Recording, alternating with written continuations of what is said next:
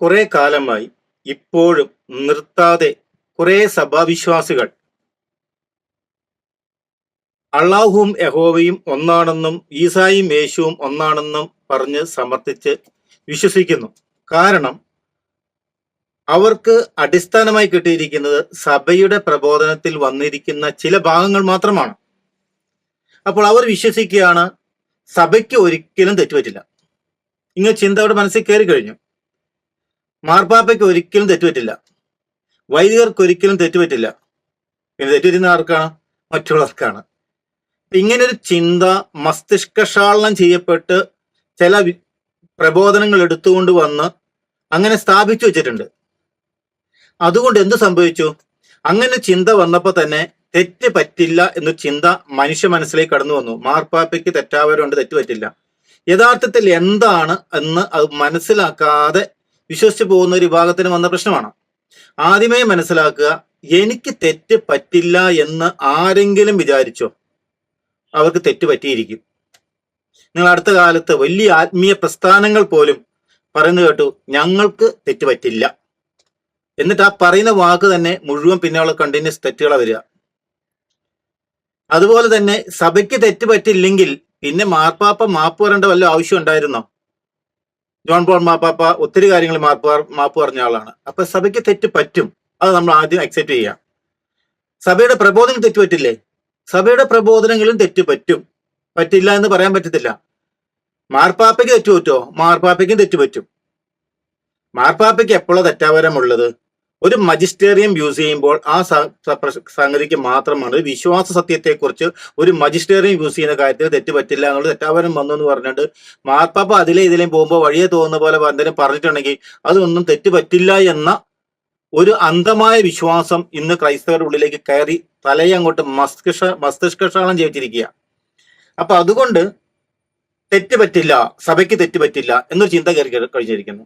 സഭയ്ക്ക് തെറ്റേ പറ്റൂ. ഇപ്പൊ പല സന്ദർഭങ്ങൾ എടുത്തു കഴിഞ്ഞാൽ ക്രിസ്തുവിന്റെ സഭ, ക്രിസ്തുവിനോട് ചേർന്ന് നിൽക്കുന്ന സഭ, കർത്താവേ എന്ന് പറഞ്ഞ് കർത്താവിൽ ആശ്രയിച്ചു പോകുന്നൊരു സഭയുണ്ട്. ക്രിസ്തുവിന്റെ സാന്നിധ്യമുള്ള സഭയുണ്ട്. പരിശുദ്ധമായൊരു സഭയുണ്ട്. ഈ പരിശുദ്ധമായ സഭയുണ്ടോ? അവിടെ തെറ്റുപറ്റില്ല.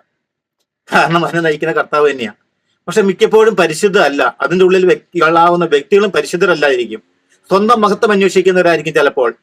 ആ സ്വന്തം മഹത്വം അന്വേഷിക്കുകയും ക്രിസ്തുവിന് കൊടുക്കുന്ന മഹത്വത്തെക്കാൾ കൂടുതൽ സ്വന്തം മഹത്വം തേടുന്ന വ്യക്തികളുമാണെങ്കിൽ തീർച്ചയായിട്ടും അവർക്ക് തെറ്റേ പറ്റൂ. പക്ഷെ അവരുടെ വിചാരം അവർ വിശുദ്ധരാണ്, ഞങ്ങൾ നല്ലവരാണ്, ഞങ്ങൾക്ക് തെറ്റുപറ്റില്ല. ഇതാണ് സാത്താൻ മനുഷ്യനെ വഞ്ചിക്കുന്ന ഏറ്റവും വലിയ സംഭവം. അതുകൊണ്ട് തന്നെയാണ് പത്രോസ് ആദ്യത്തെ മാർപ്പാപ്പയ്ക്ക് തെറ്റുപറ്റുന്നത് ഒരു അടയാളമായിട്ട്, ഒരു പാഠമായിട്ട് നമ്മുടെ മുന്നിൽ നിൽക്കുന്നത്. ഞാൻ ആരാണെന്ന് ഈശോ ശിഷ്യന്മാരോട് ചോദിച്ചപ്പോൾ പത്രോസ് ചാടി പറഞ്ഞു, നീ ജീവനുള്ള ദൈവത്തിന്റെ പുത്രനായ ക്രിസ്തു ആണെന്ന് പറഞ്ഞു. അപ്പോൾ ഈശോ പറഞ്ഞു, സ്വർഗസ്ഥനായ പിതാവാണ് വെളിപ്പെടുത്തി തന്നിരിക്കുന്നത്. അപ്പൊ അത്രയും സ്വർഗസ്ഥനായ പിതാവ് വെളിപ്പെടുത്തി കഴിഞ്ഞപ്പോൾ പത്രോസ് ഒന്ന് അല്പം ഞെളിഞ്ഞ് അഹങ്കാരം വന്നു. ഇനി എനിക്ക് തെറ്റുപറ്റത്തില്ല, ഞാൻ കറക്റ്റാ. ആ ചിന്ത പത്രോസിൽ ഒന്ന് കയറിയോ അപ്പൊ തന്നെ പത്രോസിന് തെറ്റ് വരാനുള്ള ഒരു അടി കർത്താവിന്റെ അടുത്ത് വരാനിരിക്കുകയായിരുന്നു. അതാണ് പിറ്റേ ദിവസം ഈശോ പറഞ്ഞു, ഞാൻ പോവുകയാണ്, ഞാൻ പോകുന്നിടത്തേക്ക് നിങ്ങൾക്ക് വരാനാവില്ല എന്ന് പിന്നീട് ഈശോ പറഞ്ഞപ്പോൾ പത്രോസ് ചാടി പറഞ്ഞു, ആരൊക്കെ നിന്നെ തള്ളിപ്പറഞ്ഞാലും നിന്റെ കൂടെ വന്നില്ലെങ്കിലും ഞാൻ നിന്റെ തള്ളിപ്പറയുകയില്ല. മനസ്സിലാക്കുക. അപ്പോൾ പത്രോസിൽ ആശ്രയിച്ചു. കാരണം എനിക്ക് തെറ്റുപറ്റില്ല, നിങ്ങൾക്കൊക്കെ തെറ്റുപറ്റും, എനിക്ക് തെറ്റുപറ്റില്ല എന്നുള്ള ചിന്തയിലേക്ക് പത്രോസ് കടന്നു വന്നു. അപ്പോൾ ഈശോ പറഞ്ഞത്, പത്രോസെ, നാളെ കോഴി പോകുന്നതിന് മുമ്പ് നീ എന്നെ 3 പ്രാവശ്യം തള്ളി പറഞ്ഞിരിക്കും. തള്ളി പറയേണ്ടി വന്നു. പത്രോസിൽ ആശ്രയിച്ചു. അങ്ങനെ തന്നിൽ തന്നെ ആശ്രയിച്ച് ഞാൻ പരിശുദ്ധനാണ്, ഞാൻ വിശുദ്ധനാണ്, എനിക്ക് തെറ്റ് പറ്റില്ല എന്ന് ആരൊക്കെ അഹങ്കരിച്ചോ അവർക്കൊക്കെ തെറ്റ് പറ്റി അവസാനം നാരായണ കല്ലടയും. അതാണ് ചരിത്ര സംഭവങ്ങൾ.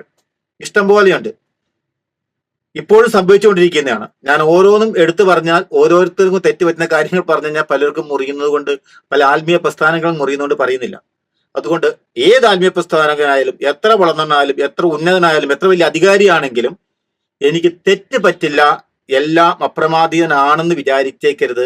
അങ്ങനെ വച്ചിട്ടുണ്ടെങ്കിൽ അവിടെ തെറ്റുകളുടെ ഒരു കൂമ്പാരം തന്നെ വന്നു ചേരും. അതാണ് പത്രോസിന്റെ കൊടുത്ത പാഠത്തിൽ നമ്മൾ മനസ്സിലാക്കേണ്ടത്. അതുകൊണ്ട് സഭയുടെ പ്രബോധനങ്ങൾ വന്നിരിക്കുന്നതിൽ തെറ്റ് പറ്റുമെന്നങ്ങ് അംഗീകരിച്ചു കഴിഞ്ഞാൽ വഞ്ചിക്കപ്പെടാതിരിക്കാനുള്ള സാധ്യതയുണ്ട് എന്ന് ഓർത്ത് ചെയ്യുക. ഇല്ലെങ്കിൽ കണ്ണും പൂട്ടി വിശ്വസിച്ചു കഴിഞ്ഞാൽ വഞ്ചിക്കപ്പെടും. കാരണം സാത്താൻ എപ്പോഴും ചില്ലറക്കാരനല്ല. അവൻ ചെറിയ കാര്യത്തിൽ കയറി പിടിക്കത്തില്ല. അവന് കൂടുതൽ ആൾക്കാരെ വഞ്ചിക്കുന്ന കാര്യത്തെ പിടിക്കത്തുള്ളൂ. അതുകൊണ്ട് പറഞ്ഞ 1000 കോഴിക്ക് ഒരു കാട എന്ന് പറയുന്നുണ്ട്. 1000 കോഴിക്ക് ഒരു കാട. കാരണം 1000 കോഴി കഴിക്കുന്നതിനേക്കാളും ഗുണം ഒരു കാട കഴിച്ചാലാ എന്ന് പറഞ്ഞ പോലെ 1000 മൽമായരെ വീഴിക്കുന്നതിനേക്കാളും പിശാച് ഒരു പുരോഹിതനെ വീഴിക്കാൻ നോക്കും. കാരണം എന്താ? ഒരു പുരോഹിതൻ വീണ് കഴിഞ്ഞാൽ 10,000 ലക്ഷങ്ങളെ വീഴിക്കാൻ പറ്റും, വഞ്ചിക്കാൻ പറ്റും. അപ്പോൾ ഒരു 1000 പുരോഹിതന്മാരെ വീഴിക്കുന്നതിനേക്കാളും കൂടി ഒരു കർദിനാളിനെ വീഴിക്കാനേ നോക്കത്തുള്ളൂ, അല്ലെങ്കിൽ ഒരു മെത്രാനെ വീഴിക്കാനേ സാത്താൻ നോക്കത്തുള്ളൂ. കാരണം എന്താണ്? ഒരു മെത്രാനെ വീഴ്ച കഴിഞ്ഞാൽ അതിനേക്കാൾ കൂടുതൽ ആൾക്കാരെ വഞ്ചിക്കാൻ പറ്റും. അങ്ങനെയാണെങ്കിൽ ഈ മെത്രാന്മാരും പുരോഹിതന്മാരും വിശ്വാസികളെ ഒക്കെ വഞ്ചിക്കുന്നതിന് വേണ്ടിയിട്ട് ഒരാൾക്ക് പറ്റും. അതാരായിരിക്കണം? അത് സഭയുടെ തലവനായിരിക്കണം. അപ്പോൾ ഇവിടെ നമ്മൾ ശ്രദ്ധിക്കണം. അപ്പോൾ മാർപ്പാപ്പയ്ക്ക് തെറ്റ് പറ്റില്ല എന്ന് അടിച്ചുറപ്പിച്ച് വെച്ചിരിക്കുന്ന വ്യക്തികൾ വിശ്വാസ തലങ്ങളിൽ വരുമ്പോൾ മാർപ്പാപ്പയ്ക്ക് തെറ്റാവരം എന്തിനാണെന്ന് മനസ്സിലാകാതെ എന്ത് പറഞ്ഞാലും അത് തെറ്റാവരത്തിൽപ്പെട്ടതാണെന്ന് ചിന്തിക്കുന്ന ഒരു വിഭാഗം വിശ്വാസികൾ ഉള്ളപ്പോൾ മാർപ്പാപ്പ ഒരു തെറ്റ് വായി നിന്ന് വന്നു കഴിഞ്ഞിട്ടുണ്ടെങ്കിൽ ഉടൻ തന്നെ അത് കണ്ണും പൂട്ടി വിശ്വസിക്കുന്നതായി മാറും. അത് ഈ കാലഘട്ടത്തിൽ ഒത്തിരി സംഭവിക്കുന്നുണ്ട്. ആര് എതിർത്താലും അത് മനസ്സിലാക്കാൻ ബോധമുള്ളവർക്ക് മനസ്സിലാകും. ആരൊക്കെ ന്യായീകരിച്ചു കഴിഞ്ഞാലും നമുക്ക് എത്ര വിളിപ്പിച്ചാലും വിളിപ്പിക്കാൻ പറ്റത്തുമില്ല. ഞാൻ മാർപ്പാപ്പയ്ക്കെതിരെ പറഞ്ഞു എന്ന് പറഞ്ഞിട്ട് ആരും ഇങ്ങോട്ട് വരണ്ട. കാരണം പ്രബോധനങ്ങൾ വരുമ്പോൾ അങ്ങനെ വരും എന്നുള്ളതാണ് നമ്മൾ മനസ്സിലാക്കേണ്ടത്. നമ്മൾ ഓരോരുത്തരും അധികാരത്തിന് വിധേയപ്പെട്ടവരാണ്, അപ്പോസ്തോലിക് പാരമ്പര്യത്തിൽ വിധേയപ്പെട്ടതാണ്. പക്ഷെ അധികാരി ഏത് സ്ഥലത്തും എവിടെയും പറയുമ്പോൾ ശരിയല്ല എങ്കിൽ അത് ശരിയല്ല എന്ന് പറയുന്നതാണ് നമ്മുടെ ദൗത്യം. പ്രബോധനത്തിൽ തെറ്റ് വന്നിട്ടുണ്ടെങ്കിൽ, ക്രിസ്തീയ വിശ്വാസ സത്യങ്ങൾക്കെതിരെ വന്നിട്ടുണ്ടെങ്കിലും അത് തെറ്റ് ആണെന്ന് തന്നെ ചൂണ്ടിക്കാണിക്കുമ്പോഴാണ് സത്യത്തിന്റെ ആത്മാവ് നമ്മളിൽ നിന്ന് നിർവീര്യമായി പോകാതിരിക്കത്തുള്ളൂ. ഇല്ലെങ്കിൽ ആ വ്യാജത്വത്തിനും അസത്യത്തിനും നമ്മൾ കൂട്ടുചേരുമ്പോൾ, നമ്മൾ വിശ്വാസത്തിൽ മായം കലർത്താൻ തയ്യാറാകുമ്പോൾ നമ്മളിൽ സത്യത്തിന്റെ ആത്മാവ് നിർവീര്യമാവും പോവുകയും അസത്യത്തിന്റെ ആത്മാവ് നമ്മുടെ മേൽ ആധിപത്യം എടുക്കുകയും അങ്ങനെ നമ്മൾ ഒരു തിന്മയുടെ ഒരു വ്യാജ സ്പിരിറ്റിനെ നയിക്കപ്പെടുകയും ചെയ്യും. ആ അസത്യത്തിന്റെ ആത്മാവാണ് നുണയനും നുണയുടെ പിതാവുമായവന്റെ ആത്മാവ്. ആ ആത്മാവാണ് false prophetic spirit and anti Christian spirit ആയിട്ട് നമ്മളെ സ്വാധീനിക്കുക. എന്തുകൊണ്ടാണ് വരുന്നത്? സത്യം തന്നെയായ ക്രിസ്തുവിന്റെ കൂടെ നിന്ന് സത്യത്തിന് നമ്മൾ സാക്ഷികളാതിരിക്കുമ്പോൾ സത്യത്തിന്റെ ആത്മാവായ പരിശുദ്ധാത്മാവ് നമ്മളിൽ നിന്ന് നിർവീര്യമായി പോകും. അങ്ങനെയുള്ളവർക്ക് സത്യം ഗ്രഹിക്കുവാൻ സാധിക്കത്തില്ല. അതുകൊണ്ടാണ് ബൈബിളിൽ പറയുന്നത്, വ്യാജമായിനെ വിശ്വസിക്കാൻ പ്രേരിപ്പിക്കുന്ന മിഥ്യാബോധം ദൈവം അവരിൽ ഉണർത്തും. ആരാ ഉണർത്തുന്നത്? ദൈവമാണ് ഉണർത്തുന്നത്. വേറെ പിശാചൊന്നും അല്ല ഉണർത്തുന്നത്, ദൈവമാണ് ഉണർത്തുന്നത്. എന്തുകൊണ്ടാണ് ദൈവം വ്യാജമായിനെ വിശ്വസിക്കാൻ പ്രേരിപ്പിക്കുന്ന മിഥ്യാബോധം ഈ വിശ്വാസികൾ ഉണർത്തുന്നത്? സത്യത്തിന്റെ കൂടെ നിലനിൽക്കാൻ മനസ്സില്ല. സത്യം തന്നെയായ യേശു തന്റെ കുരിശ് വന്ന സമയത്തിന് മുമ്പ് തന്റെ വിധി പ്രഖ്യാപിക്കാൻ പോവാണ്. പീലാത്തോസിന്റെ മുന്നിൽ വന്ന് നിൽക്കുകയാണ്. പീലാത്തോസ് ചോദിക്കുകയാണ്, സത്യം എന്താണ്? സത്യം എന്താണെന്ന് ചോദിക്കുമ്പോൾ ഈശോ മൗനം പാലിക്കുന്നുള്ളൂ. കാരണം സത്യം മുന്നിൽ നിൽക്കുക. ഈശോയ്ക്ക് പറയാം, ഞാനാണ് സത്യം എന്താന്നൊക്കെ പറഞ്ഞു കഴിഞ്ഞാൽ അതാണ് പീലാത്തോസിന്റെ ഭാര്യ കടന്ന് നിർബന്ധിച്ചോണ്ടിരിക്കുക, അവനെ ശിക്ഷിക്കരുതേ എന്ന് പറഞ്ഞിട്ട്. പീലാത്തോസിന് അങ്ങോട്ടും വയ്യ ഇങ്ങോട്ടും വയ്യ, കൈ കഴുകി എങ്ങനെയും കഴിച്ചലാകാനാണ് പീലാത്തോസ് നോക്കുന്നത്. രക്ഷപ്പെടുത്തണമെന്ന് ആഗ്രഹമുണ്ട്, എന്നാൽ ഭാര്യ പറയുന്നതുകൊണ്ട് രക്ഷപ്പെടുത്തുന്ന ആഗ്രഹമുണ്ട്. ഇവരിങ്ങനെ കടന്ന് യഹൂദന്മാർ കടന്ന് മറുപടി കൂട്ടുന്നുണ്ട്, യേശുവിനെ ക്രൂശിക്കണമെന്നുണ്ട്. രണ്ടിനും പറ്റാത്ത ഒരു ഡിലേമ, ഒരു കൺഫ്യൂഷനിൽ പീലാത്തോസ് നിൽക്കുകയാണ്. ആ സമയത്ത് പീലാത്തോസിന് എന്ത് ചെയ്യാ? ഈശോയോട് സത്യം പറഞ്ഞു കഴിഞ്ഞാൽ ഈശോ പറയുകയാണ്, എല്ലാം സത്യം പറഞ്ഞു കഴിഞ്ഞാൽ പീലാത്തോസ് ഗ്രഹിക്കുക? ഒരിക്കലും പീലാത്തോസ് ഗ്രഹിക്കാൻ പോകുന്നില്ല. കാരണം അവൻ സത്യം ഗ്രഹിക്കില്ല, സത്യത്തിന് കൂടെ നിൽക്കില്ല എന്ന് ഈശോയ്ക്ക് നന്നായിട്ട് അറിയാം. അതുകൊണ്ട് ഈശോ എന്ത് ചെയ്തു? മൗനം പാലിച്ചു. സത്യം എന്താണെന്ന് പറയുന്നില്ല. കാരണം സത്യം മുന്നിൽ നിൽക്കുകയാണ്. കാരണം അവൻ സത്യത്തിന് വിശ്വസിക്കില്ല, സത്യത്തിന്റെ കൂടെ നിൽക്കില്ല. അങ്ങനെ സത്യം വിശ്വസിച്ച് സത്യത്തിന്റെ കൂടെ നിൽക്കുക, സത്യം പ്രഖ്യാപിക്കുകയില്ല, അതിലെ മടി കാണിക്കുകയും വീരത്വത്തിന്റെ ആത്മാവ് നയിക്കുകയും ചെയ്യുമ്പോൾ സത്യത്തിന്റെ ആത്മാവ് നിർമീനമായി പോകുന്ന ഒരു മനുഷ്യരുള്ള പോലെ തന്നെ കർത്താവ് സത്യം വെളിപ്പെടുത്തി കൊടുക്കാത്ത സാഹചര്യമുണ്ട്. അതുകൊണ്ട് സത്യം ഗ്രഹിക്കാൻ പറ്റില്ല. അതുകൊണ്ട് ഇനി എത്ര വലിയ സ്ഥലങ്ങളിൽ കൂടെ എങ്ങനെയാണെന്ന് പോയി കഴിഞ്ഞാലും സത്യം പറയുക. നമ്മുടെ മുന്നിൽ സത്യം വരുമ്പോൾ ഞാൻ എൻ്റെ ജീവൻ കൊടുത്ത് ഞാൻ സത്യത്തിന് കൂടെ നിലനിൽക്കുമെങ്കിൽ മാത്രമേ കർത്താവ് അവരോട് സത്യം സംസാരിക്കത്തുള്ളൂ, ഇല്ലെങ്കിൽ സത്യം സംസാരിക്കത്തില്ല. പീലാത്തോസിനോട് ഈശോ മിണ്ടാതെ മൗനം പാലിച്ചതിന് കാരണം പീലാത്തോസ് കള്ളനായതുകൊണ്ടാണ്. അവൻ സത്യം അറിഞ്ഞാലും അവൻ സത്യത്തിനൊപ്പം നിലനിൽക്കില്ല എന്നുള്ളത് കൊണ്ട് മാത്രമാണ് ഈശോ മൗനം പാലിച്ചത്. ഈ കാലഘട്ടത്തിൽ ഇത് തന്നെയാണ് നമ്മൾക്കും സംഭവിക്കുന്നത്.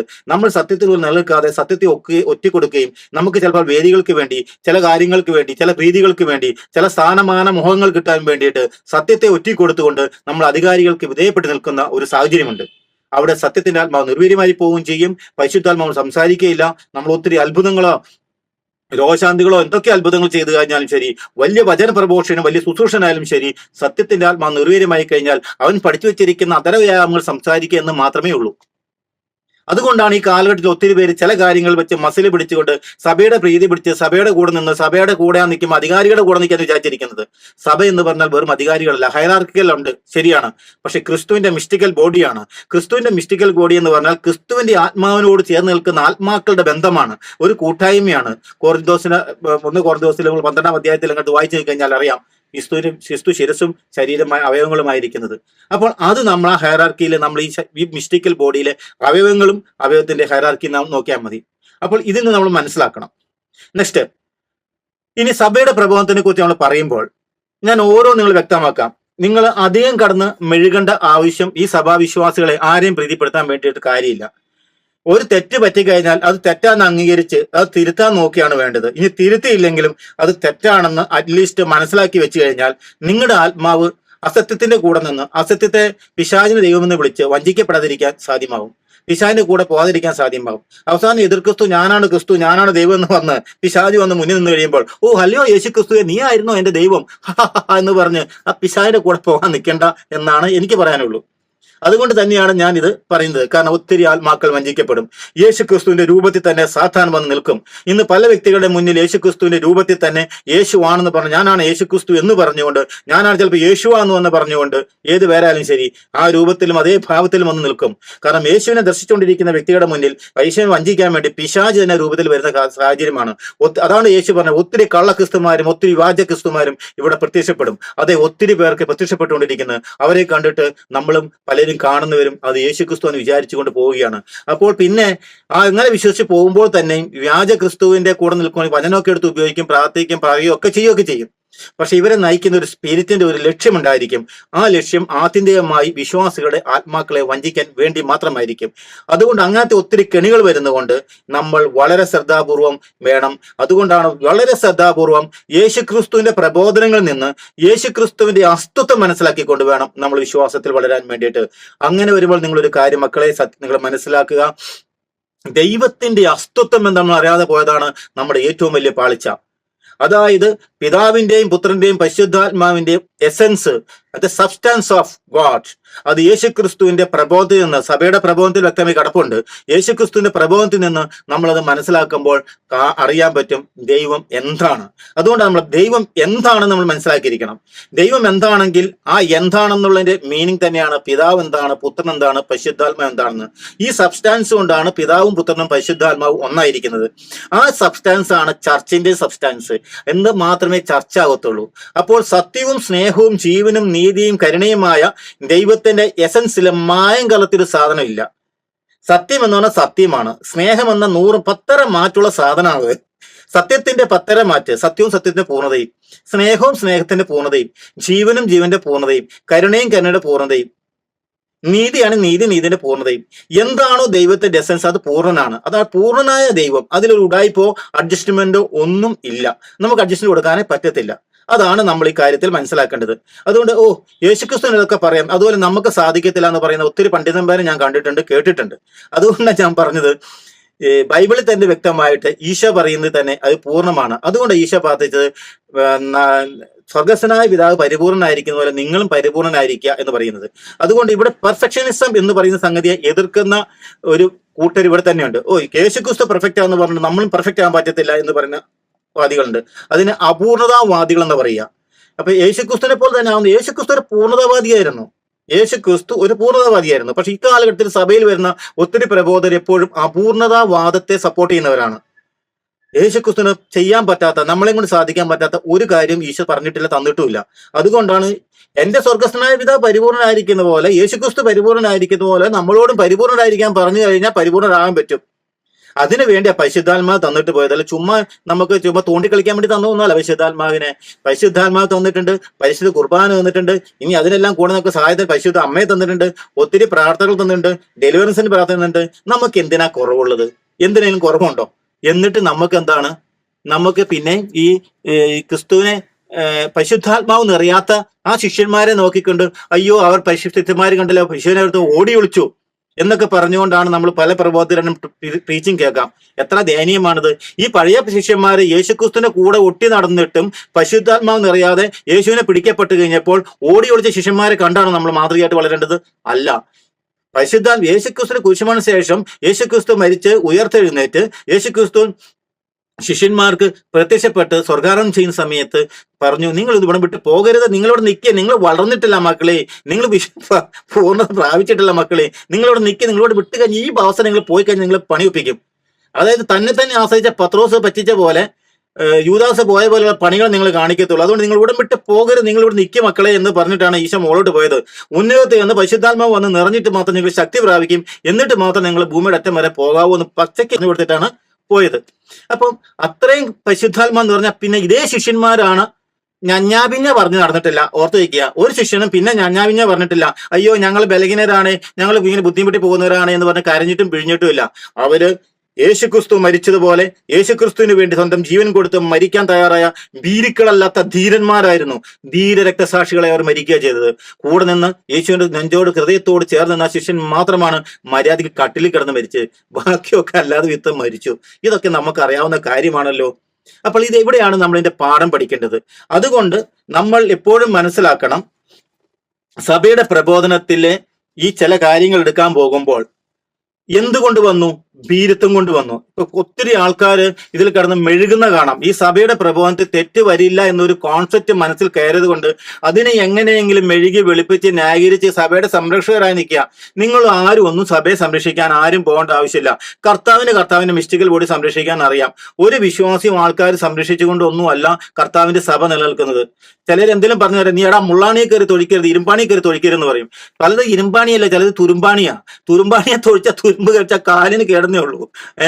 അപ്പൊ അതുകൊണ്ട് എല്ലാം ഞെളിഞ്ഞിരുന്ന് ഞാൻ ഇരുമ്പാണി കയറി തൊഴിക്കരുതെന്നുള്ള വർത്താനം അല്ല പറയേണ്ടത്. നമ്മൾ യഥാർത്ഥത്തിൽ മനസ്സിലാക്കുക, തെറ്റുപറ്റും. നമ്മൾ ബലഹീനരാണ്. പൗലോസ്ലേഖ പറഞ്ഞ ബലഹീനരൊക്കെയാണ്, അത് മനസ്സിലാവും. ഏറ്റവും വലിയ പാപിയാണെന്ന് പൗലോസ്ലേഖ പറഞ്ഞ പോലെ നമുക്ക് പറയാം നമ്മൾ പാപിയാണ്. എന്നാൽ ഇനി കാലഘട്ടത്തിൽ ഞങ്ങൾ വിശുദ്ധരാണ്, ഞങ്ങൾക്ക് തെറ്റുപറ്റത്തില്ല, ഞങ്ങളാണ് പവിത്രതയുള്ളവർ എന്ന് സ്വയം വിശ്വസിക്കുന്നവർ, ദർശനം കിട്ടുന്നവർ, പിശാച് പോലും ദർശനം കിടക്കുമ്പോൾ ആ ദർശനം തന്ന ആരാണ് തിരിച്ചറിയാൻ പറ്റാതെ ഞാൻ വിശുദ്ധനാണെന്ന് അഭിനയിക്കുന്ന ഒത്തിരി പേരുണ്ട്. ഇങ്ങനെയുള്ളവർക്കൊക്കെ ഈ ഫോൾസ് പ്രൊഫറ്റിക് സ്പിരിറ്റിനാൽ നയിക്കപ്പെടുകയും വഞ്ചിക്കപ്പെടുകയും ചെയ്യും. അവർ ഈ വ്യാജ പ്രവാചകന്മാർക്ക് വേണ്ടി, വ്യാജ ക്രിസ്തുവിനും വേണ്ടി ഒരുമിച്ച് കൂടുകയും ചെയ്യുന്ന ഒരു കാലഘട്ടത്തിൽ കൂടെ നമ്മൾ പോകുന്നത്. ഇത് കാലഘട്ടത്തിൽ പണ്ടുകൊണ്ട് ഇങ്ങനെ പോയിക്കൊണ്ടിരിക്കും അത്. ഓക്കെ. അപ്പൊ ഈ സന്ദർഭത്തിൽ നമ്മൾ മനസ്സിലാക്കേണ്ടത് സഭയുടെ പ്രബോധനത്തിൽ വന്നിരിക്കുന്ന ചില ഭാഗങ്ങൾ, അത് ഞാനിവിടെ വായിക്കുകയാണ്. നമ്മൾ മെഴുകാൻ പോകേണ്ട ആവശ്യത്തിന് ഇല്ലാത്തതുകൊണ്ടാണ് ഞാൻ പറയുന്നത്. ഞാൻ കൂടുതൽ വിശദീകരിക്കാൻ പോകുന്നില്ല. കൂടുതൽ വിശദീകരിക്കുന്ന സാധനം നേരത്തെ കിട്ടിയിട്ടുണ്ടെന്ന് ഞാൻ വിചാരിക്കുന്നു, പലതിൽ വന്നിട്ടുണ്ട്. ഒരു സിമ്പിൾ ആയിട്ട് ഒന്ന് രണ്ട് കാര്യം മാത്രമേ പറയുന്നുള്ളൂ. എന്തുകൊണ്ടാണ് സഭയുടെ പ്രബോധനത്തിൽ കടന്നു വന്നത്? മുസ്ലിങ്ങളും സഭയുടെ അധികാരികളെല്ലാവരും ഒന്നിച്ചിരുന്ന് പഠനം നടത്തുന്ന പൊന്തിഫിക്കൽ ഇൻസ്റ്റിറ്റ്യൂട്ടുകളൊക്കെ ഉണ്ട്. അവിടെ നിന്ന് ഒന്നിച്ച് ചർച്ച നടത്തി പഠനം നടത്തും. അവർ പരിശുദ്ധാത്മാ പ്രവർത്തിക്കുന്നതിനേക്കാളും കൂടുതൽ ഈ ലോകത്തിന്റെ ബുദ്ധിയും ഈ ലോകത്തിന്റെ അറിവും ഡോക്ടറേറ്റും തിയോളജിയും ഒക്കെ പഠിക്കുമ്പോൾ ഈ ചിന്തകളിലാണ് പിശാച് എപ്പോഴും ഭരിക്കുക. അപ്പൊ ചിന്തകൾ പരിശുദ്ധമായിരിക്കണം. നമ്മുടെ ചിന്തകൾ പരിശുദ്ധമാകണമെങ്കിൽ ദൈവത്തിന്റെ എസൻസിൽ ഉള്ളവരായിരിക്കണം. ഈ ദൈവത്തിന്റെ എസൻസ് എന്ന് പറഞ്ഞാൽ പിതാവിന്റെയും പുത്രന്റെയും അവർ ഏകമായിരിക്കുന്ന ആ എസൻസ് ആണ്. ആ എസൻസ് ഉള്ള വ്യക്തികളാവുമ്പോൾ നമ്മൾ പിശാചിന്റെ കോട്ടിലല്ലാതെ ദൈവത്തിന്റെ കോട്ടിൽ നമ്മൾ നിൽക്കുന്നെങ്കിൽ നമ്മുടെ ചിന്തകൾ കയറി പിശാചിന് ഭരിക്കാൻ സാധിക്കത്തില്ല. നമ്മൾ എപ്പോൾ പാപം ചെയ്ത് ആ കോട്ടയിൽ നിന്ന് പിന്നോട്ട് മാറി നിൽക്കുന്നോ ആ അവസ്ഥയിൽ നമ്മുടെ ചിന്തകളെ കയറി സാത്താൻ ഭരിക്കും. അപ്പോൾ നമ്മുടെ ചിന്തകൾ വഴിതെറ്റും. എത്ര വലിയ ഉന്നതനായാലും ശരി ചിന്തകൾ വഴിതെറ്റും. എത്ര വലിയ പ്രഭാഷകനായാലും ശരി അവന്റെ വാക്കുകളിൽ നിന്ന് തിന്മ കടന്നു വരും, തെറ്റായ പ്രബോധനം കടന്നു വരും. ആ തെറ്റായ പ്രബോധനം കടന്നു വരുന്ന ഒത്തിരി പ്രഗത്ഭരായ പ്രബോധകരെ ഞാൻ കേട്ടിട്ടുണ്ട്. തിരുത്താൻ പറഞ്ഞു കൊടുത്താൽ അവർ തിരുത്തത്തില്ല, തെറ്റാണെന്നറിയാം. അവസാനം സമൂഹത്തിൽ നിന്ന് വലിയ അടിയും കിട്ടി എല്ലാം നാണം കെട്ടിട്ട് ആ വ്യക്തി പഞ്ചറായി പോയി കഴിയുമ്പോൾ മാത്രമാണ് ബോധോദയം വരുള്ളൂ, എല്ലാം തകർന്നു പോകുമ്പോൾ. കാരണം അഹങ്കാരത്തിൽ നിന്ന് തെറ്റിയ പറ്റ് തിരുത്താൻ തയ്യാറാകാതെ പോകുന്നതുകൊണ്ട് അവർ വഞ്ചിക്കപ്പെടുകയാണ്. കാരണം എളിമയാണ് നമുക്ക് ആ കാര്യത്തിൽ വേണ്ടത്. തെറ്റുപറ്റും, ആർക്കും തെറ്റുപറ്റും. എത്ര വലിയ പ്രഭാഷകൻ തെറ്റുപറ്റും. വളരെ ഓരോ എക്സാമ്പിൾ എടുത്ത് പ്രഭാഷകരിൽ നിന്ന് സത്യത്തിന്റെ ആത്മാവ് നിർവീര്യമായി പോയിട്ട് അസത്യത്തിന്റെ ആത്മാവ് കയറി ഭരിച്ചുകൊണ്ട് ശുശ്രൂഷ മേഖലയിൽ സൂചി പഞ്ചറായി പോയ ഒത്തിരി വ്യക്തിയുടെ ചരിത്രം കാണുകയും അറിയുകയും ചെയ്യാം. സുവിശേഷ മേഖലയിൽ ഒത്തിരി ഉണ്ടായിരിക്കും, പ്രവർത്തിക്കുന്നുണ്ടായിരിക്കാം. പക്ഷെ സൂചി പഞ്ചറായി പോയവരുടെ ചരിത്രം ഉണ്ട്, ധാരാളമുണ്ട്. അപ്പൊ അതുകൊണ്ടാണ് പറയുന്നത് തെറ്റ് പറ്റില്ല എന്നുള്ള അഹങ്കാരം നമുക്കുണ്ടാകരുത്. അതുകൊണ്ട് സഭയുടെ പ്രവർത്തനത്തിലായാലും തെറ്റ് പറ്റില്ല എന്ന് പറഞ്ഞാൽ ആയിരിക്കാൻ പോവുകയാണ്. എന്തുകൊണ്ട് വന്നു എന്ന് പറഞ്ഞാൽ, ഒന്ന് ഞാൻ പറഞ്ഞു, ഇവർ ഒന്നിച്ചിരുന്ന് ചെയ്യുന്നു. ചിന്തകളിൽ മാറ്റം വന്നു. ചിന്തകൾ ദൈവത്തിന്റെ നിന്ന് മാറി പിശാചിന്റെ കോട്ടിൽ കയറി നിൽക്കുമ്പോൾ സാത്താന്റേതായ ചിന്തകൾ നമ്മളെ ഭരിക്കും. അങ്ങനെ വരുമ്പോൾ, ചിന്തകൾ വരുമ്പോൾ അത് ഈ ശരിയും തെറ്റും നന്മയും തിന്മയും തിരിച്ചറിയാത്തൊരവസ്ഥയുണ്ട്. അതാണ് ഏതും തോട്ട് സംഭവിച്ചിരിക്കുന്നത്. അറിവിന്റെ നന്മയെ തിന്മയെ കുറിച്ചുള്ള അറിവിന്റെ കനി ഭക്ഷിക്കുമെന്ന്, അത് ഭക്ഷിച്ച് അവർ മരിച്ചു പോകും. അവരെ പിടിച്ചു കിട്ടാൻ പറ്റില്ല എന്നുള്ള ദൈവത്തിന് അറിയാവുന്നത് കൊണ്ടാണ് ദൈവം ആ പാപാവസ്ഥയിൽ പോയി ജീവന്റെ വൃക്ഷത്തിന് കഴിക്കാതിരിക്കാൻ വേണ്ടി ദൈവം കെരുവുകളെ വെച്ച് ആ ജീവന്റെ വൃക്ഷം കൊട്ടിയടച്ചത്. അപ്പൊ അറിവ്, നന്മ തിന്മകളെ കുറിച്ച് അറിവിന്റെ കനി ഭക്ഷിച്ച് കിടക്കുന്ന മനുഷ്യരാ. അതിന്റെ പാപത്തിന്റെ ബന്ധനം, സിൻ ഓഫ് ഒറിജിൻ മാമോദിസയിൽ പോകുന്നുണ്ട്. പക്ഷെ പല വ്യക്തികളിലും ഈ സിൻ ഓഫ് ഒറിജിൻ മാമോദിസ കറക്റ്റ് അല്ലാഞ്ഞിട്ട്, അല്ലെങ്കിൽ പ്രവർത്തനത്തിലെ കയ്യിലിരിപ്പുണ്ടോ, അല്ലെങ്കിൽ മാമോദിസിന്റെ ആ മുദ്ര മാത്രം അവിടെ ഉണ്ടാകും, ബാക്കിയൊക്കെ പോയത് കൊണ്ടും എന്തോ ആ സിന്നിന്റെ സിൻ ഓഫ് ഒറിജിൻ ഉള്ള പോലെയുള്ള പല പ്രകൃതങ്ങൾ കണ്ടുവരുന്നുണ്ട്. അത് നമ്മൾക്ക് ഇതിന് ചർച്ചയാക്കേണ്ട ആവശ്യമില്ല. കർമ്മഭാവത്തിലൂടെ പോകുന്നു. ഈ ഉത്ഭവഭാവത്തിൽ നിന്ന് വിടുതൽ കിട്ടിയിട്ടുണ്ടെങ്കിൽ പിന്നെ നമ്മൾ കർമ്മഭാവത്തിൽ കുംഭസാരത്തിൽ കൂടെ കിട്ടി വിശുദ്ധി നിൽക്കുന്ന സമയത്ത് നമ്മുടെ ചിന്തകളെ കയറി സാത്താന് ഭരിക്കാൻ പറ്റും. അപ്പൊ നമ്മളൊരു പാപം ചെയ്ത് കഴിയുമ്പോൾ, നമ്മളൊരു പാപത്തിൽ കുടിയിരിക്കുന്ന സമയത്ത് സാത്താൻ ഒരു അവകാശമുണ്ട് നമ്മുടെ മേൽ. കാരണം നമ്മൾ സാത്താന്റെ കോട്ടയിൽ കയറി നിൽക്കുന്നത്. സാത്താന്റെ കോട്ടയിൽ കയറി നിന്നിട്ട് പരിശുദ്ധാത്മാവ് എന്നെ പ്രവർത്തിച്ചോണെന്ന് പറഞ്ഞ കാര്യമില്ല.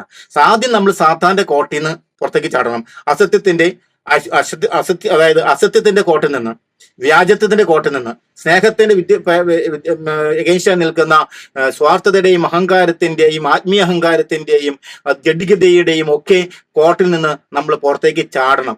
അതുപോലെ ജീവനെതിരെ നിൽക്കുന്ന കോട്ടിൽ നിന്ന്, ജീവൻ ദൈവമാണെങ്കിൽ ജീവൻ എഗൈൻസ്റ്റ് ജീവനെതിരെയുള്ള എല്ലാ പ്രവൃത്തികളും നമ്മുടെ ഉണ്ട്. കോൺട്രാപ്സേഷൻ ഉണ്ട്, അബോർഷൻ ഉണ്ട്, തുടങ്ങിയ സകലതുമുണ്ട്. അതിലൊക്കെ പല പല മെത്തേഡ്, മനസ്സുകൊണ്ടുള്ള കോൺട്രാപ്സേഷൻ ഉണ്ട്. അങ്ങനെ പിന്നെ ജീവനെ തടയാൻ വേണ്ടി അവര് കുഞ്ഞുങ്ങളായാലും ജനിപ്പിക്കുന്ന സമയത്ത് കുത്തിക്കഴപ്പുള്ള കുറച്ച് ആൾക്കാരുണ്ട്. ഇങ്ങനെയുള്ളവരൊക്കെ എന്താ നിൽക്കുന്നത്? ദൈവത്തിന്റെ കോട്ടലില്ല. അവന്റെ ഉള്ളിലെ കലിപ്പ്, ജീവനോടുള്ള കലിപ്പുള്ള വ്യക്തികളാണ്. അപ്പൊ ഇവരൊക്കെ ചിന്തകളിൽ സാത്താന് കയറി ഭരിക്കാൻ പറ്റും. കരുണയ്ക്ക് പകരം വ്യാജകരുണ കയറി ഭരിക്കും. യഥാർത്ഥ കരുണ പാപി അനുതാപത്തിലേക്ക് നയിക്കുന്ന കരുണയാണെങ്കിൽ, സാത്താന്റെ കരുണ പാപം ചെയ്യുന്നവരോട് പാപമില്ല മക്കളെ, നിന്നോട് പാപമില്ലാത്ത തന്നെ അനുതാപമില്ലാത്തവരെ നിങ്ങളെ പൊറുക്കുന്നവനാണ് ദൈവം എന്ന് പറഞ്ഞ് പഠിപ്പിക്കുന്ന സാത്താന്റെ കൊടിയ വഞ്ചന, കള്ളക്കരുണയാണത്, വ്യാജകരുണയാണിത്. അനുദപിക്കുന്ന പാപിയോട് കരുണ കാണിക്കുകയാണ് ദൈവത്തിന്റെ കരുണയുടെ ലക്ഷ്യമെങ്കിൽ ഇവിടെ അനുദപിക്കാത്ത പാപിയോട് കരുണ കാണിക്കുന്ന കള്ളക്കരുണയെ ദൈവമായിട്ടിരിക്കുന്ന ഒരു തലമുണ്ട്. ആ തലത്തിലേക്ക് പോകുന്ന അവസ്ഥ. അപ്പൊ ഇതൊക്കെ മനുഷ്യനെ വഞ്ചിക്കുന്ന സാധനമാണ് എന്ന് നമ്മൾ തിരിച്ചറിയുക. അപ്പോൾ ഇവിടെ നമുക്ക് ഭയം, ഈശോ എപ്പോഴും പറഞ്ഞു ഭയപ്പെടേണ്ട, ഞാൻ നിന്നോട് കൂടെയുണ്ട്, ഇതാ പറഞ്ഞിരിക്കുന്നത്. പക്ഷെ ഇസ്ലാം എന്ന് പറയുന്നത്, ഇസ്ലാമിക രാജ്യങ്ങളിൽ ഭരിക്കുന്ന സമയത്ത് ഇസ്ലാം തെറ്റെന്ന് പറഞ്ഞു കഴിഞ്ഞാൽ അത് ഒത്തിരി പേരുടെ ജീവൻ നഷ്ടപ്പെടുമോ, അല്ലെങ്കിൽ ഞങ്ങളൊക്കെ പീഡിപ്പിക്കപ്പെടുമോ, ക്രൈസ്തവർക്കൂടെ സമാധാനത്തോടെ ജീവിക്കാൻ പറ്റാതിരിക്കുമോ എന്നൊരു ഭയം സഭയെ പിടികൂടിയപ്പോൾ സഭ എന്ത് ചെയ്തു?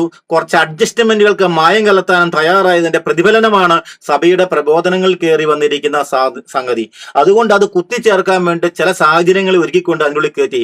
അപ്പോൾ ഇന്നത്തെ സാഹചര്യം അപ്പോൾ ഈ പറയുന്ന മതേതരത്വം, സാഹോദര്യം ഒക്കെ കാര്യങ്ങൾ പറഞ്ഞു വരും, സെക്യുലറിസം ഒക്കെ പറഞ്ഞു വരും. അതെ, നമ്മൾ മുസ്ലിങ്ങളുമായിട്ട് സാഹോദര്യമുണ്ട്. കാരണം മുസ്ലിങ്ങളോട് സാഹോദര്യം മാത്രം പറയുന്നതുകൊണ്ടാണ് ഹിന്ദുക്കളായിട്ട് സാഹോദര്യം പറയണ്ടേ? മറ്റുള്ള എല്ലാവരുമായിട്ട് സാഹോദര്യം ഇല്ലേ? ഈ മുസ്ലിങ്ങളോട് മാത്രം പ്രത്യേകത. മറ്റുള്ള മതങ്ങളൊന്നും യേശുക്രിസ്തുവിനെ ദൈവാവിഷ്കരണം നിഷേധിച്ചിട്ടില്ല.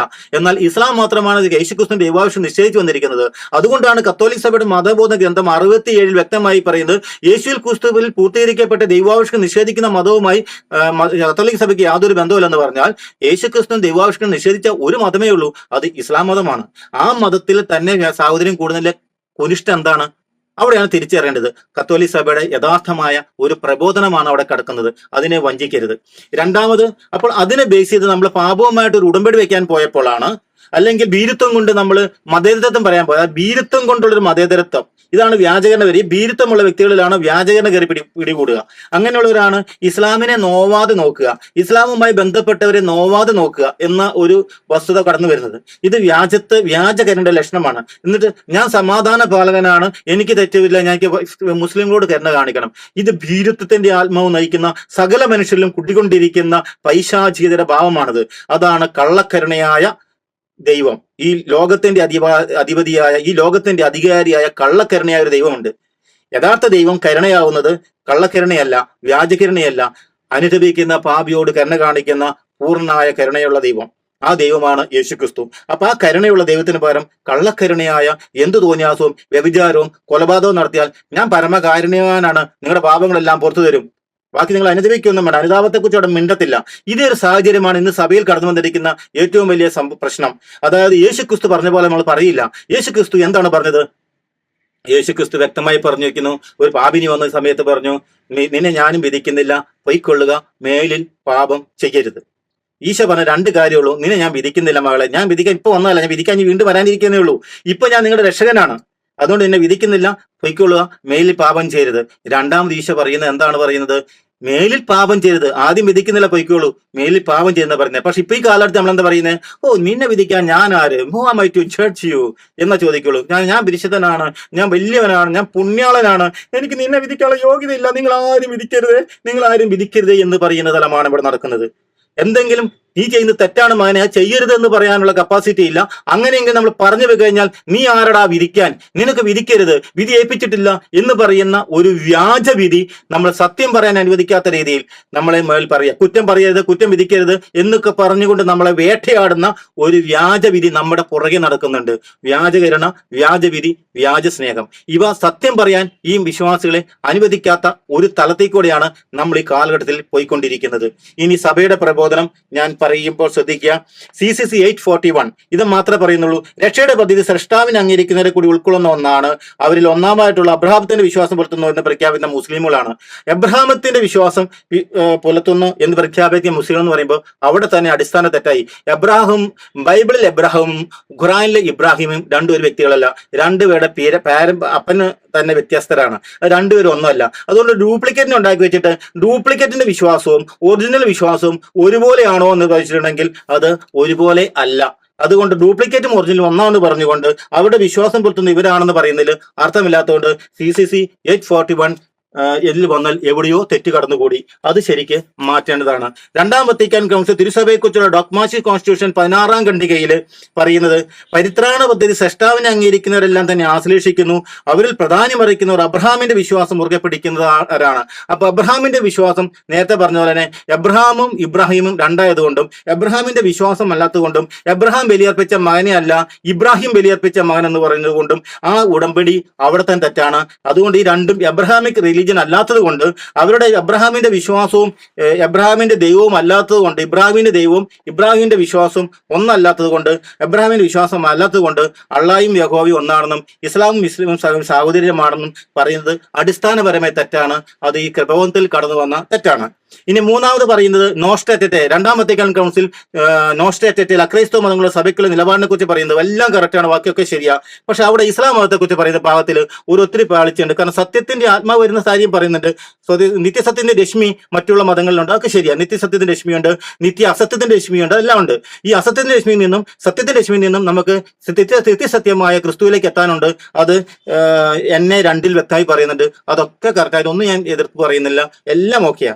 പക്ഷെ മൂന്നാമത്തെ ഖണ്ഡികയിൽ പറയുന്ന സംഗതിയിൽ ഒത്തിരി പാളിച്ച വന്നുകൊണ്ട് അത് എങ്ങനെ കടന്നു കയറിയെന്ന് ചിന്തിച്ചാൽ മതി. ഞാൻ വലിയകാലിൽ പണ്ഡിതനായത് കൊണ്ടൊന്നും പറയുന്നതല്ല, അത് നമുക്ക് അംഗീകരിക്കാൻ പറ്റാത്തൊരു സാഹചര്യമാണ്. അത് നിങ്ങൾ എന്നെ കൊന്നു കഴിഞ്ഞാലും എനിക്ക് അംഗീകരിക്കാൻ പറ്റത്തില്ല. ഒന്നാമത് ആദ്യത്തെ സെന്റൻസ് വായിക്കുന്നു, ഇസ്ലാമിക വിശ്വാസം ഏകനും, മനസ്സിലായി, ഏകൻ എന്നാ പറയുന്നത്. ഇസ്ലാം വിശ്വാസം ഏകനായ ദൈവത്തിലാണ് വിശ്വസിക്കുന്നത്. പിശാച് പോലും ഏകനാണ്.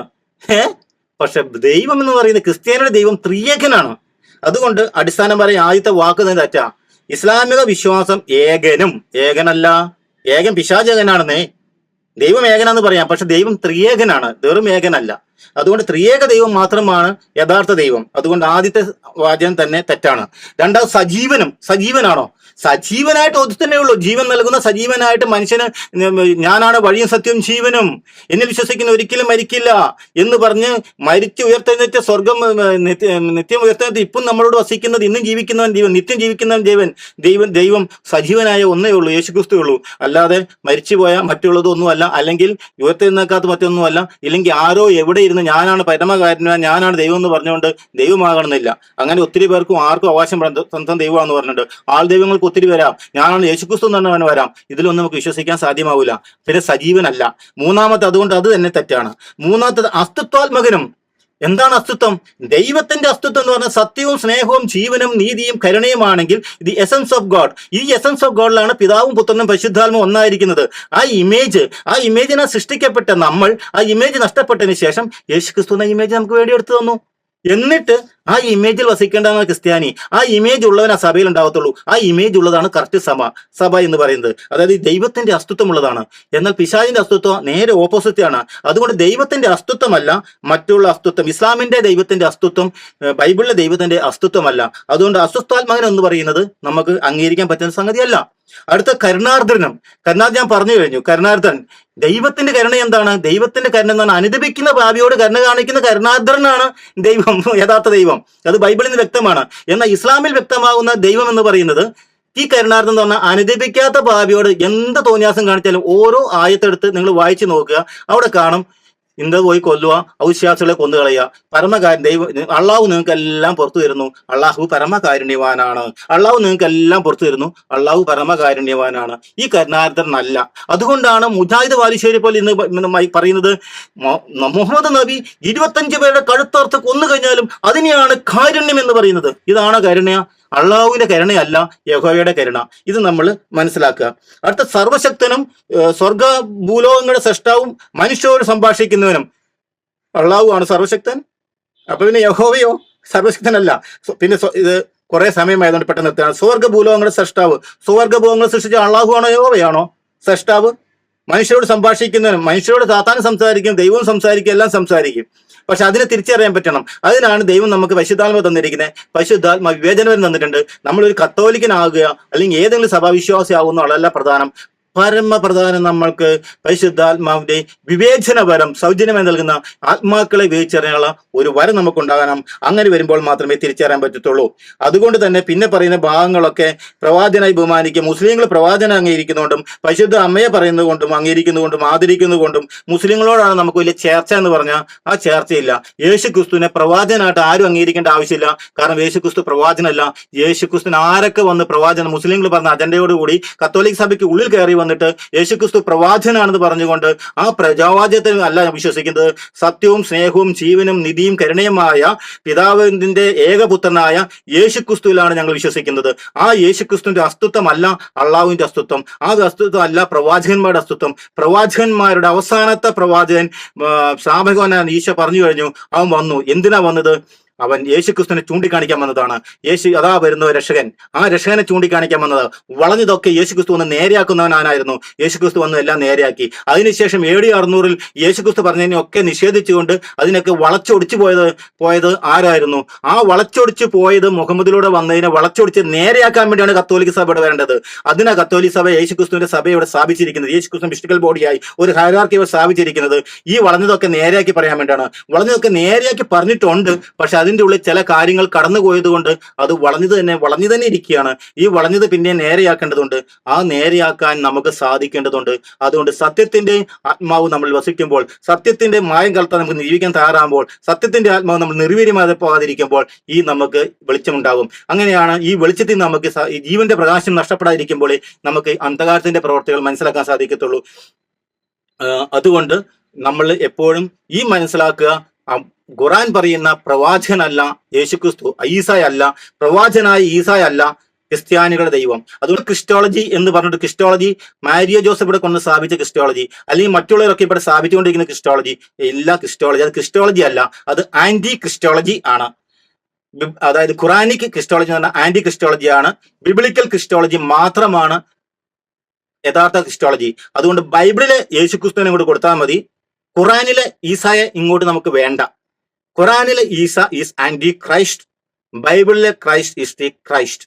ദാറ്റ് ഈസ് വൈ ബൈബിളിലാണ് ക്രിസ്റ്റോളജി ഉള്ളൂ, ഖുറാനിൽ ആന്റി ക്രിസ്റ്റോളജി ഉള്ളൂ. അതുകൊണ്ട് ഈ ആന്റി ക്രിസ്റ്റോളജിയും കൂടി മിക്സ് ചെയ്തിട്ട് ഒരു ക്രിസ്ലാമികളുടെ പ്രവാചകനായി ഈ ക്രൈസ്തവ സമുദായത്തെ മുഴുവനും ക്രിസ്ലാമികളാക്കി മാറ്റിയ വ്യാജ പ്രവാചകത്വവും ആ പ്രവാചകത്വത്തിന് പിന്തുടരുന്ന ഈ ഫോൾസ് പ്രൊഫറ്റിക് സ്പിരിറ്റ് ഉള്ള വ്യക്തികളും എല്ലാവരും കൂടി ഒന്നു ചേർന്നാലും അടിസ്ഥാനപരമായി നിങ്ങൾ എതിർ ക്രിസ്തുവിനെ വരവേൽക്കാൻ വേണ്ടി നിൽക്കുന്ന, എതിർ ക്രിസ്തുവിന്റെ വരവിന് വേണ്ടി വഴിയൊരുക്കുന്ന വ്യക്തികളാണെന്ന് എനിക്ക് പറയാനുള്ളൂ. അതുകൊണ്ട് ഈ വ്യാജ പ്രവാചകത്വത്തിന്റെ പ്രവർത്തികളെ തിരിച്ചറിഞ്ഞുകൊണ്ട് ഏകസത്യ ദൈവമായ ക്രിസ്തുവിലേക്ക് നമ്മൾ അടുക്കുക. സഭയുടെ പ്രഭാവത്തിൽ ഈ പറഞ്ഞ കാര്യങ്ങൾ മാത്രം ഞാൻ എതിർത്തിരിക്കുന്നത് അത് അടിസ്ഥാന തെറ്റായതുകൊണ്ടാണ്. ബാക്കിയൊക്കെ നമുക്ക് പൂട്ടാം, വിശ്വസിക്കാം. അതിനൊക്കെ നിങ്ങൾ കണ്ണും പൂട്ടി എതിർക്കരുത്. അതിന്റെ വിശ്വാസത്തിന്റെ പൂർണ്ണതയുടെ കാര്യങ്ങളുണ്ട്. അതുകൊണ്ട് സഭയുടെ പ്രബോധനങ്ങൾ നമുക്ക് വളരെയധികം അടിസ്ഥാനപരമായ ഒത്തിരി കാര്യങ്ങൾ പഠിപ്പിച്ചു തരുന്നതാണ്. അതുകൊണ്ട് യേശു ക്രിസ്തുവിന്റെ പ്രബോധനത്തിന് ചേർന്ന് നിൽക്കുന്ന, അടിസ്ഥാനമിട്ടിരിക്കുന്ന പ്രബോധനത്തോട് ചേർന്ന് നിൽക്കുന്ന സഭയുടെ എല്ലാ പ്രബോധനങ്ങളും നമ്മൾ സ്വീകരിക്കണം. കണ്ണും പൂട്ടി വിശ്വസിക്കാൻ പറ്റുന്ന രീതിയിലുള്ള പ്രബോധനങ്ങളുണ്ട്. പക്ഷെ ചിലത് മാത്രം ഇങ്ങനെ കിടക്കുന്നത് ഒറ്റ പാളിച്ച് വന്നു പോയത് ഈ കടന്നുകയറ്റം കൊണ്ടാണ്. പൊന്തിഫിക്കൽ ഇൻസ്റ്റിറ്റ്യൂട്ടിൽ 2 പേര് വരുന്നുണ്ട്. അവരുടെ ബുദ്ധിയുടെ തലത്തിൽ നിന്ന് കയറിയിട്ടുണ്ട്. അവരുടെ ഉള്ളിൽ കടന്ന് നുഴഞ്ഞു കയറി വന്നിരിക്കുന്ന സാധനമുണ്ട്. ആ വന്നിരിക്കുന്ന തിയോളജിസ്റ്റായ പല വ്യക്തികളുടെയും ചരിത്രങ്ങളിലേക്ക് നമ്മൾ എടുത്തു നോക്കിക്കഴിഞ്ഞാൽ എന്ത് സംഭവിച്ചെന്ന് പഠിച്ചാൽ ബാക്കി കാര്യങ്ങൾ മനസ്സിലാകാം. അതുകൊണ്ട് ഞാൻ കൂടുതൽ അതിനെക്കുറിച്ച് പറയുന്നില്ല. നമ്മളെ ദൈവം അനുഗ്രഹിക്കട്ടെ. നമ്മൾ വ്യാജമായി വിശ്വസിക്കുക നിൽക്കരുത്. ബൈബിൾ വ്യക്തമായി പറയുന്നു, ഈ തെറ്റായ സത്യത്തിന്റെ ഉടമ നിൽക്കുന്നില്ലെങ്കിൽ സത്യത്തിന്റെ ആത്മാവ് നമ്മൾ നിർവീര്യമാക്കുകയും വ്യാജമായി വിശ്വസിക്കാൻ പ്രേരിപ്പിക്കുന്ന മിഥ്യാബോധം ദൈവം നമ്മൾ ഉണർത്തുകയും ചെയ്യുന്നു. അതുകൊണ്ട് നമ്മൾ വഞ്ചിക്കപ്പെടാതിരിക്കാൻ വേണ്ടി മാത്രമാണ് ഞാൻ ഇത്രയും നേരം നിങ്ങളോട് സംസാരിച്ചിരിക്കുന്നത്. ദൈവം നമ്മളെല്ലാവരും അനുഗ്രഹിക്കട്ടെ. പരിശുദ്ധാത്മാവിൻ നിറവും ചൈതന്യം നമ്മുടെ എല്ലാവരുടെയും പേരും സമ്മതം വ്യാപരിക്കട്ടെ. സത്യത്തിന്റെ ആത്മാവ് മാത്രം നമ്മൾ വ്യാപരിക്കാൻ ഇട കൊടുക്കട്ടെ.